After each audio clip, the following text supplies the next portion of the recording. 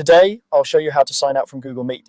This is useful if you're using a shared computer, switching between accounts, or just want to make sure your Google profile isn't left signed in after a meeting. We'll go through the process slowly and clearly so you can follow along even if you're not very familiar with Google Meet or Google accounts in general. First, you'll need to open Google Meet. You can do this in a couple of ways. The most common way is through a web browser. In the address bar at the top, type in the Google Meet website and press enter. If you're already signed in, you'll usually see your upcoming meetings or a screen where you can start a new one or join with a code. If you're using a mobile device, you might open the Google Meet app instead. No matter which method you use, the important thing is that you are on the main Google Meet screen and you can see your account profile in the top corner. Once Google Meet is open, look towards the upper right-hand corner of the screen.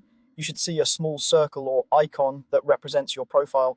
This might show your photo if you've uploaded one, or it might just be a colored circle with your initials. This is your Google account profile icon, and this is where you access your account options. Go ahead and click or tap on that profile icon. When you click your profile icon, a small menu will appear.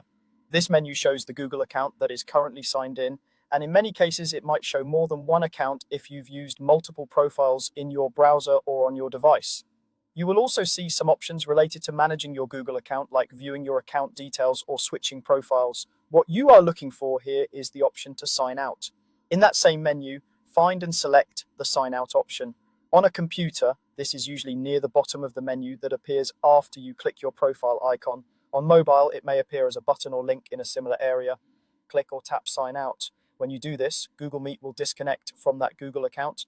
You may be taken back to a sign-in screen, or you might see a more generic page asking you to choose an account to continue. After signing out, it's a good idea to double check that your account is no longer active.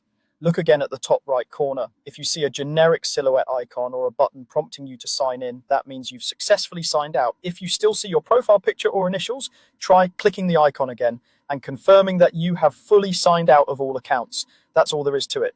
By opening Google Meet, clicking your profile icon, and selecting sign out, you can quickly make sure your account stays private, especially on computers or devices that other people might use.